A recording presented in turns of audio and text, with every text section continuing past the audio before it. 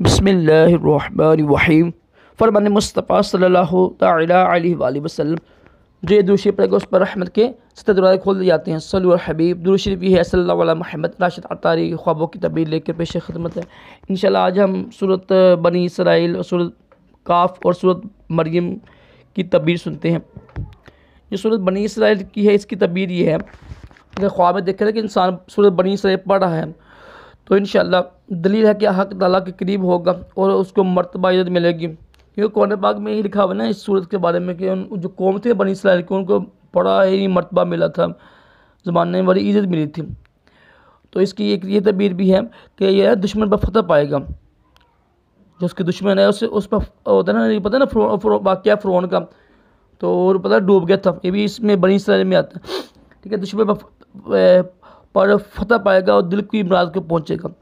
ایک اس کا یہ بھی ہے کہ دین اور اس کا عقیدہ پاک ہوگا۔ تین تعبیریں ہیں۔ جو سورۃ کاف ہے اس کی تین تعبیریں یہ ہے، جو کہ سورۃ کاف پڑھے گا نا، خواب میں دیکھ کے سورۃ کاف پڑھ رہا ہے تو تمام بلاؤں سے امن میں رہے گا۔ یہ بھی قرآن پاک کی آیت سے نکل رہا ہے نا، سورت سے نکل رہے ہیں۔ جو ہے نا وہ جو ہے نا صحابہ کاف تھے، پتہ نا وہ ظالم بادشاہ سے بچ کر غار میں جا کے انہوں نے پناہ لی تھی، تو ایسے ہی ہے کہ تمام بلاؤں سے امن میں رہے گا اور دین کی راہ میں یعنی خلاص ہوگا، ٹھیک ہے۔ 21 کی یہ تعبیر ہے، اور اس کی عمر دراز ہوگی، ٹھیک ہے، اور سعادت پائے گا اور اس قدر عمر پائے گا کہ اس کو مراد پہنچے گی۔ یہ تین تعبیریں بنتی ہیں اور یہ قرآن پاک ہی کی صورتوں سے نکلی ہیں، ٹھیک ہے۔ جو بنی اسرائیل کی جو واقعات ہیں اس کی تعبیریں نکلتی ہیں۔ جو سورۃ کاف ہے جو اس میں واقعہ ہوا ہے اس کی تعبیر بنتی ہے اس طرح نا۔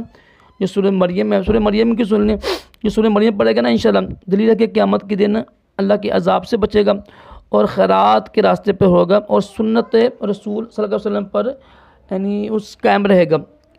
دیکھیں ہر صورت کی اچھی تعبیر ہوتی ہے، ٹھیک ہے، لیکن مختلف تعبیریں ہوتی ہیں، ٹھیک ہے۔ صلو علی الحبیب صلی اللہ علیہ محمد صلی اللہ علیہ وسلم۔